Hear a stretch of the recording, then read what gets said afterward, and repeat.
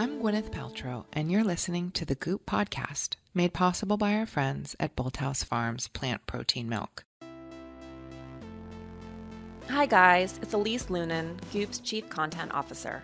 Every Thursday on the GOOP podcast, GP or I sit down with provocative thinkers, industry disruptors, and culture changers. We talk about shifting old paradigms and starting new conversations. Today, we have a special Monday episode that we're really excited to share with you. It's actually 2 episodes, really, featuring 2 different conversations that GP had recently with 2 extraordinary women. Both of these talks happened live at our Wellness Summit in GOOP Health, which we just hosted in Los Angeles. In GOOP Health is designed to be a transformative experience based on the premise that slight shifts and small changes can add up to big things. And I think GP and our 2 guests today do a pretty brilliant job at bringing that idea to life. In this conversation, GP chats with writer, activist, and producer Janet Mock. Janet is a New York Times bestselling author of 2 books, Redefining Realness and Surpassing Certainty. She's a trailblazer for the trans community and in the culture overall, for everyone. Janet and GP talk about what it's like to be on the front lines of a shifting culture and the moment that Janet realized she had to stop waiting for her role model and become the person she had been searching for. Before we get to Janet Mock, GP is going to tell us a bit about one of our partners. There's an ongoing movement toward living a more plant-based lifestyle, which is something we spoke about at our Wellness Summit in GOOP Health. I was really excited to learn that Bolthouse Farms has a non-dairy plant protein milk. It's made with protein from peas. It's creamy and delicious and perfect for smoothies, coffees, and even baking. Plus, it has 10 grams of pea protein in every 8-ounce serving. It's also fortified with B12, a vital nutrient that a lot of vegans and vegetarians in particular are looking to add into their diets. For more information and for store locations for Bolthouse Farms plant protein milk, visit bolthouse.com. Now let's get to GP and her conversation with Janet Mock. Welcome. Thanks for having me. Thank Hi, you for everyone. being here. It was really a pleasure for me to do a little mini deep dive into your work and get to know you, through research. And I was so struck by how much of a pioneer you are, which is something that resonates so much with me. And the bravery that it takes to be a pioneer in this day and age. So for people who aren't as familiar with your background, could you give us a couple words about your background? My background, oh my God, where do I start? I grew up in Honolulu, Hawaii. I was born my parents' firstborn son, the middle of 5 kids. I grew up on the island of Oahu in a lower income neighborhood called Kalihi. I think the first thing that I probably knew about myself before I knew that I was a girl and that I was trans, because I didn't have language for that then, was that I was a brown child who was poor in America. And so I think that shaped my sense of self. And then on top of that, I learned as I went into adolescence that I was trans. And so much of my story and my journey is affected by those 3 things, class, race, and gender. And so much of the work that I've gone on to do really tries to unpack those things and make sure that I don't leave any parts of those things behind as I'm talking about, say, my transness, or I'm talking about my womanhood, or I'm talking about... Do you think they're inextricably linked, those 2 things? For me, they are, because they all are within my body, right, and my experiences. Right. And so we use big terms that come out of academia and feminist academia, like intersectionality, right, which describes the interlocking experiences that folk of color or women of color or someone who's disabled and a woman, right, all these different things that may complicate womanness. So when we say we're all feminists and we care about all women, what does that really mean, right? And so like you talking about the shifting paradigm is really about how do we ensure that as we're fighting for ourselves and our own freedoms and liberations and choices, that we're also cognizant of a woman who may be disabled, or a woman who's undocumented, or a woman who's trans, or a woman who has to make certain sacrifices for her own survival, like being engaged in sex work or the sex trade, or any of these other things that folk have to do in order to exist in a culture that's largely not respectful or protective of women. Right. And so it's really about bringing in all of those different aspects of femininity. And do you feel that you had a journey to get to complete self-acceptance? Oh, totally. Like, you know, when I moved to New York after undergrad, I went to NYU for graduate school to study journalism. My whole thing was like, I wanted to be a writer.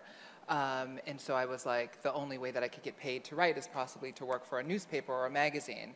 Like, I couldn't just go and write my own stories in my own voice from my own perspective. And so what I did was I worked at People magazine for a number of years, for about almost 6 years, and I hid behind very famous people's stories.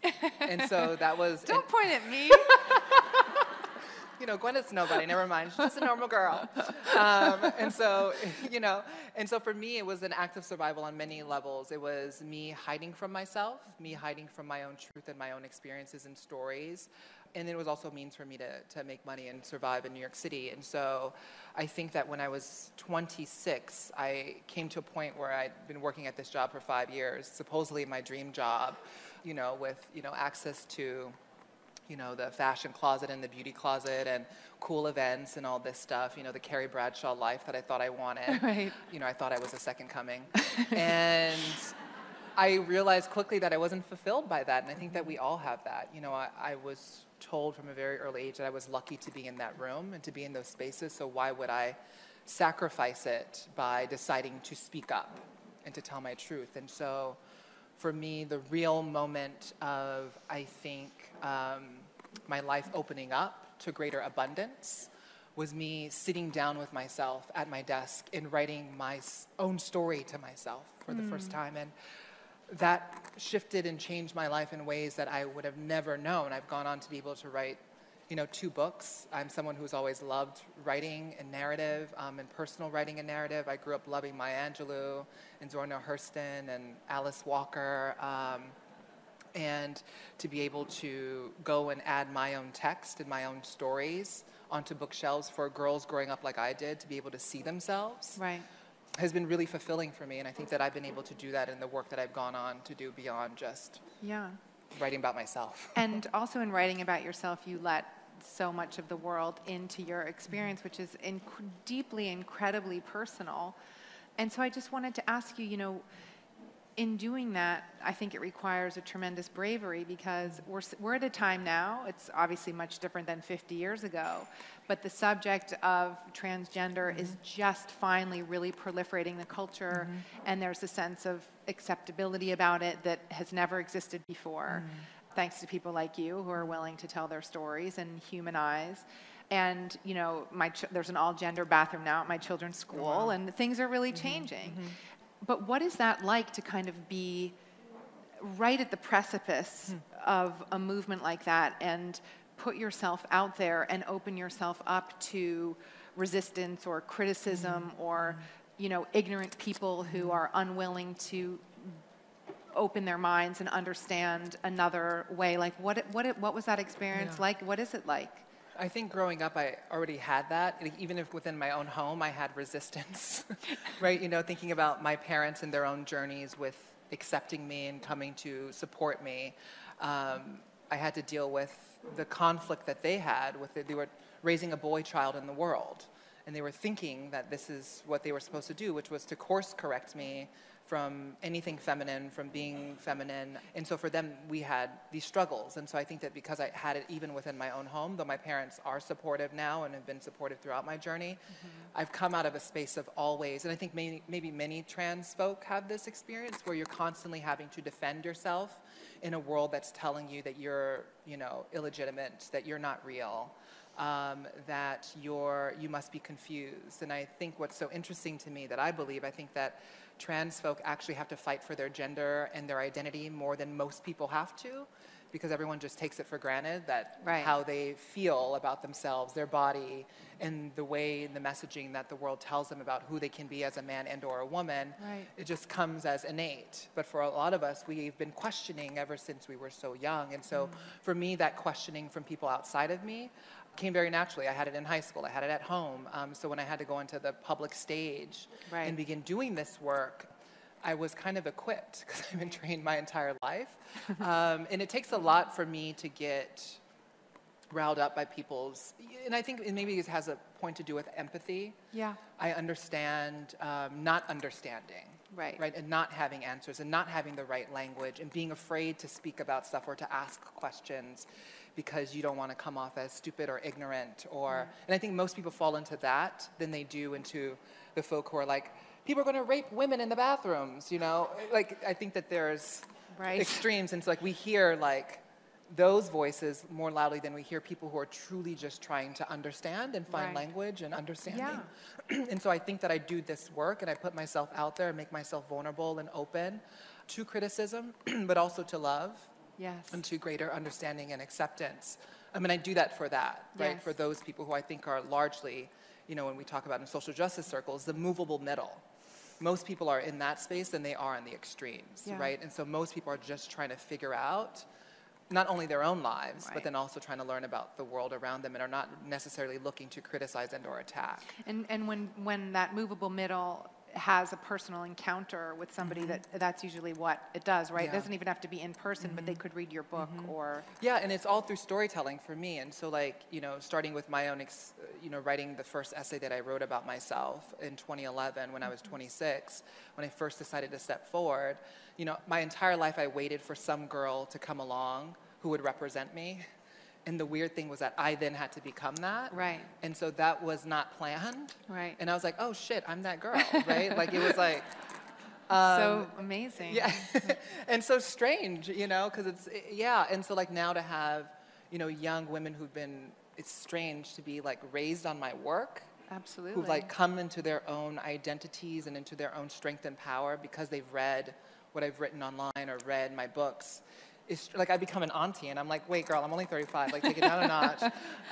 And so like I think that, but you know, I'm reminded every day of like the little points of purpose. And so like even, you know, I have a connection with Gwyneth because her fella is in the writer's room with me. He's the executive producer and co-creator of So Pose. Janet is a writer on Pose, which is the new show on FX that my fiance is also a producer on and a writer.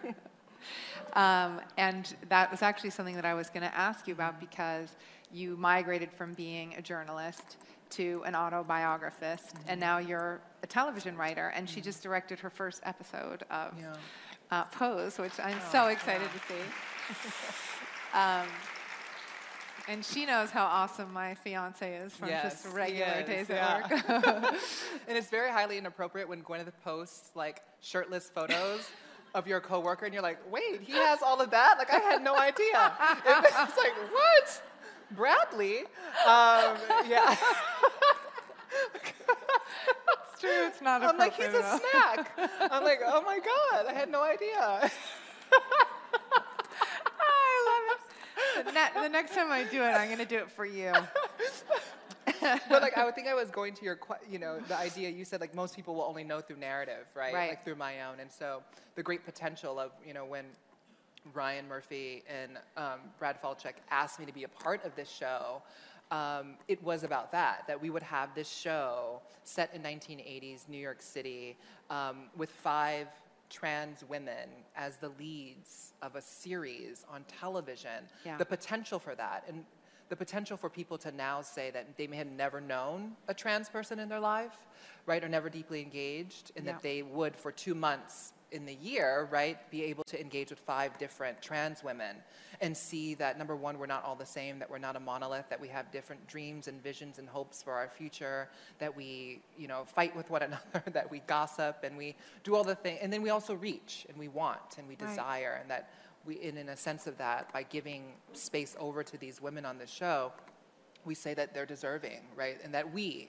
the collective we, are deserving of being seen and heard and embraced and loved and brought into people's homes. And what is it like for you now to participate in this cultural event that is this successful TV show on FX, where you are now co-creating more models like you of trans women? I don't know what that's like yet. There's a lot to process. You know, when we're talking backstage, it's a lot. Like, I'm sure that you understand this on some level. You create, you know, you engage in projects and you put so much of yourself into them and you want them to be great. And, you know, the storytelling process for me is great, but then the sharing process is the next piece. And so I have seen people who have felt that for the first time in their lives, they're seeing themselves in their totality. It's very moving. On television. Yeah. And I think they did that with Glee in a certain respect as well. I mean, completely. What they did for homosexual youth in America and giving examples of that. And this is like the next frontier. And it's so anytime beautiful to see. Yeah, you bring outsiders in and to make them the center, right? The people who are often in the peripheral, who are the sidekicks, are now the heroines and heroes of their own stories and narratives. Are there times that, because you're such a trailblazer, you have felt sensationalized or exposed by, sometimes I've felt that way on my journey, and I wonder if you've experienced that, because to tell your true story, it has to be vulnerable. Like, it's such a vulnerable subject matter in a way. So have you felt that way, and how have you dealt with it, or what have you learned from the process? I think for me, as someone who's written memoir specifically and has written about the self, because I've created and reclaimed my own narrative and experiences, I feel empowered in that way. So then when I come forward, there's nothing that anyone can say about me that I haven't already said about myself. Right. And so if I have, in my entire, probably at least since I was 12 years old when I first came out to my parents, I committed to telling the truth, regardless of the consequences, right? And so for me, having that be my moral compass and the foundation to any kind of public platform or podium that I choose to stand in front of, that has helped me just have a greater resolve. Because you're in integrity, so all the time. Yeah, and so for me, someone calling me, a man, or someone calling me, fake, or someone calling me an abomination of, their Lord Jesus Christ, it doesn't really affect me because I know who I am. Wow. Right? And so I think the pioneer piece, the thing that I'm always afraid of is, I think tokenization is one. Yeah.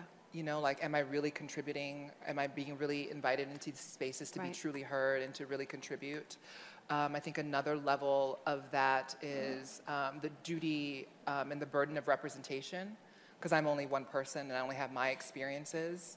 And so my experiences oftentimes become the gateway for other people to understand trans folk, but I'm not the only trans person in the world. But, I have a platform, and so therefore people hear from me more than they would hear from someone who may be more vulnerable than I am in their own experiences. And then just, being the first. I think being the first is tough. Yes. And it's, I think that my work is to ensure that, I may come into these spaces and be the first in these spaces, but to ensure that when I leave, I'm not the only and the last. And so I hope that my work and my telling my truth and bringing my sisters and my siblings in with me, that it creates a space of empowerment for other, folk like me to be able to say that I too can do this, and that I'm deserving of being here and being seen. That's beautiful. We'll have more of GP's conversation with Janet Mock in a minute. In the meantime, let's talk about one of our partners. When I wrote my cookbook, It's All Good, in 2012, people were shocked at the theory that many of us might not be able to tolerate gluten and dairy, a theory first proposed to me by a pediatrician in London. But in the last several years, this idea has turned a lot more mainstream. There are so many great alternatives available now for people who feel better after eliminating dairy from their diet. One that I'm very excited about in particular is the non-dairy Bolthouse Farms plant protein milk. It's made with protein from peas. But besides the fact that it's vegan and non-GMO, it has 10 grams of pea protein per 8-ounce serving, to be exact. It's also fortified with B12, a vital nutrient that a lot of vegans and vegetarians are looking to add into their diets. We used it in a really delicious blueberry chia bowl that we ate at GOOP Health. For more information and for store locations for Bolthouse Farms plant protein milk, visit bolthouse.com. Okay, let's get back to GP and Janet. I think the culture feels this sharp learning curve around the subject, and I think a lot of people are completely open to the shift, but are terrified to say the wrong thing or ask the wrong question. And I was saying to Janet before, I really need her to help me because with all the terms, because Am I a cis-normative? Cis-normative. What am I? I think, number one, how would you identify? Right? I think it's more about that. But I don't want to say the wrong thing. No, but how do you identify, I right? identify as a female born into a female body. Mm-hmm. So that would be you're a cisgender woman. Cisgender woman. And okay. so so there's trans and there's cis. So these are prefixes to the word gender or sexual. Okay. Right? So like there's a transsexual, there's transgender, there's cissexual, and there's cisgender. So trans means to cross. Okay. Right? Like just in terms of just language, English, right? Trans means to cross, and cis means to stay on the same side of. So it's like it's chemistry terms. Okay. I was I'm not a wondering where scientist. it came from. So trans and cis bonds. So trans means that it crosses over, the bond crosses, Okay. and cis means that it stays on the same side of. Okay. And so you, in your experience, describing yourself as female born in a female body, right? You came into the world, your parents knew that they were having a baby girl because there was a presence of a vagina. Right. Right? And so therefore, luckily, as you grew up, you were just like, I'm a girl, and that's how I identify. Right. And so your sex, the genitals, right? The genital and the sexual organs matched the way that you saw yourself in the world in terms of all of the rituals, roles, and rules that they say that girls are supposed to be. Okay. So that was aligned for you. So that all stayed on the same side. Right. Now, what if Now, I was for a me- lesbian, No. but But that's your sexuality. okay. So there's your gender So identity. then I would be a cis lesbian. lesbian. Yeah. Ah, this is so liberating. One of the great ways of unpacking this, right, is that how I've always explained it to myself is that your gender is your sexuality is who you go to bed with. Your gender is who you go to bed as. Okay. That's great. Does that? Yes, definitely. Did that sink in? Yeah. And also because I think if you say, like, for example, you are a woman who was born with different genitalia. So it's with a penis, yeah. born with a We penis. can say that. This is a health conference, yeah. Penis and vagina. She's like being so respectful. She's like, with, different genitalia. Yes, I was a girl with a penis. You're a girl with a penis. And so, yeah, and then, for me in my own journey and the way that I saw my own body, I wanted and needed to have, and I felt it medically necessary for myself to have sexual reassignment surgery, right? At a young age, which I was just lucky that I had access to. But a lot of trans folk don't want to have those kind of medical interventions. Right. And so I think that when I say the burden of representation is that, I have my personal experience and how I see my body and how I see myself in the world, but another person who's trans may see it differently. Right. And they may be fine, like so many of our characters on Pose, who don't want to have bottom surgery. Right. Who don't want to have that and who still see themselves and are As fully women. embodied as Of women. course, yeah. And so, I think that all of us, the body is a place of struggle, right, in some ways, and we try to come to contentment and celebration. And I think that for trans folk, we have to grapple with those things and figure out what's the right thing for us personally in terms of our own. Have you ever medical thought about transition. this? Like, have you ever thought what is the universal lesson for you? For me? Yeah, like what in is yours? I don't know. I don't know. I mean, I think like what is I really believe that we're born and we're given a set of problems that are or obstacles that are specific to us that we are meant to be here and overcome. So for example, for me, I think a lot of it was about fully inhabiting and being fully self-accepting. And I think this idea of wellness comes from truly accepting yourself and even more than that, forgiving yourself. And that if you haven't forgiven yourself, you're not starting from a place of wellness. And my lessons have been specific to that, getting to a place of like true self-forgiveness. And so I'm just wondering, like, if you were to have a peek into what the specific obstacles that God has given you, what do you think your big lessons are? I think probably one of the first lessons that I learned was that, turning down the volume and the chatter of those around me and what they're saying that I should be, versus turning that up internally in my own voice of what I know, the whispers within myself, to try to get that to come out, right? And say what I believe myself to be. I learned very early on through my parents, who were not trying to wrong me, they were trying to do right, but I think that they told me over and over again that I was wrong and that I needed to change. And then society on top of that told me that. And so I think it's a lot to listen to yourself and to come... extraordinary. Yeah, to listen to yourself, not just as a young person, but any of us, and to say that what I and who I know myself to be is truth. Yeah. And that though there's science and there's, doctors and there's parents and there's teachers and there's everyone around you, a chorus of voices that are telling you no, no, no, no, no, no, no, no, no, no, no. And you say, no, yes, yes, this is how it is. And so leading with that, I think has been, one of the greatest lessons that I had to learn. I think that my work, through storytelling, through truth-telling, has been able to, I hope, empower other people to feel as if they too can stand firmly in who they know themselves to be and what their truth is. Yeah, I think, so many women in today's society are are bumping up against that idea of I'm only allowed to be this, my parents, my significant other, my children are telling me that this is who I am and what I'm capable of. And I actually think it's, one of the reasons why women are tired is because we, a lot of us have been trying to suppress all aspects of ourselves. And, now I do think, and I say this all the time, we're living in this time where we're allowed to start to be so many things at once. And it's just amazing to see somebody with your bravery who's like able to be emblematic of that in such a beautiful, strong way, that incredible self-acceptance.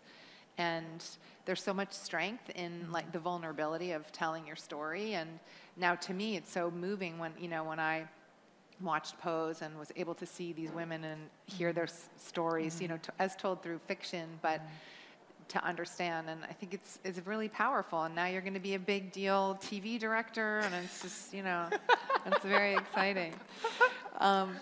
So do you have advice for those of us who have children who might be struggling with... I have a close friend whose son, he's definitely gay. He came out when he was 9, but he's not sure yet.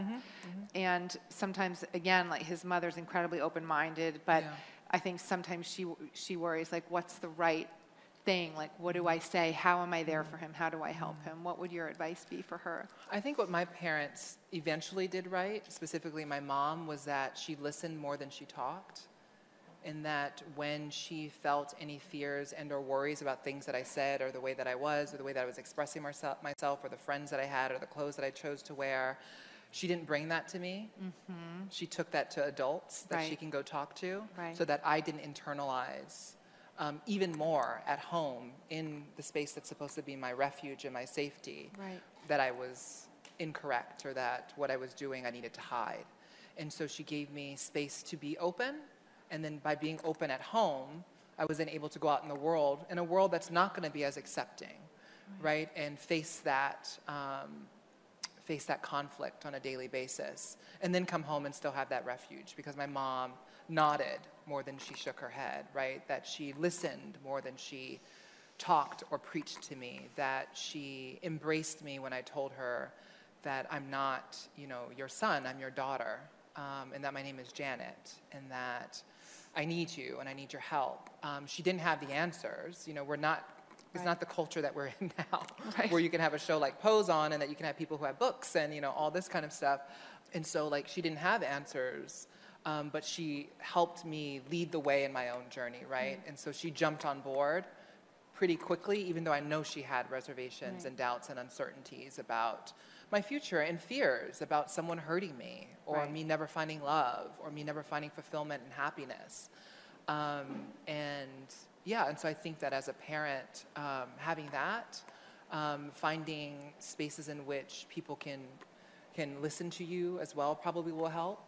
But I think really the sense of listening and also realizing that your children and their journeys have nothing to do with you, and is not a reflection of you and or your parenting and your own ego stuff about like what you believed your child's supposed to be or the expectations that you thrust onto them before they even happen to come into the world, and that being open to greater possibilities. I know that, from my mom, now we're best friends, but when I was younger, there was struggle, right? And so I think that I've taught her a lot, just as much as she's taught me a lot, about greater acceptance, about tolerance, about learning how to advocate. She advocated for me a lot when I was in high school as well, which really helped pave the way for me. And so, yeah, I feel like that's beautiful was a advice long for all, answer. no, but for all of us who are mothers. And thank you. I could talk to you all day, but we're out of time. Thank you so much for Thank you, Gwyneth. being here. You're amazing. Thank you. That was inspiring. I really love Janet's advice for parents whose children are struggling to be seen by society for who they are. Listen more than you talk, which is really something that can help all of us to more clearly see and connect to others. To keep up with Janet, check out janetmock.com. Pick up her incredibly moving books, Redefining Realness and Surpassing Certainty, and watch Pose on FX. She is a writer, director, and producer on the show. And if you're interested in learning more about InGoop Health, check out goop.com/InGoopHealth. There's also a digital pass for sale for anyone who wants to watch all the talks that went down at our last summit. Before we officially wrap for the day, GP is going to answer a question from one of you guys.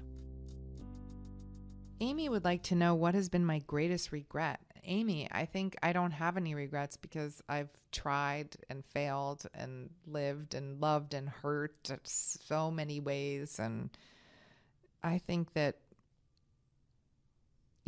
I could get myopic and say, oh, I regret the time that, I hurt this person. I said the wrong thing. I didn't handle that well. And of course, we all have a million of those things. But I think your question is more,